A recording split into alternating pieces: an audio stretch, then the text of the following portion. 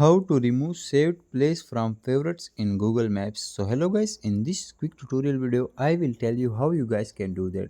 So it was very easy. For that we will simply open Google Maps. So I will simply click on Google Maps.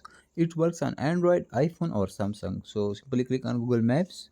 Once we click here you guys will see explore, you, contribute on downside. So simply click on you option. Once you click here you guys will see favorites. So for example, I want to remove any place from my favorites. So for that I will simply click on favorites. Once you click here you guys will see favorites place. So for example, I want to remove Tower of London from favorites. So simply click on that. Once you click on that, here you guys will see icon with share option. Simply click on that. Once you click on that, here you guys will see mark with favorites. So simply click on that, and after that click on done.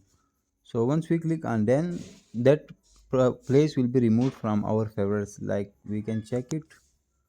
Here we go, there is no favorites place in our maps. So that's how you guys can do that. Thanks for watching.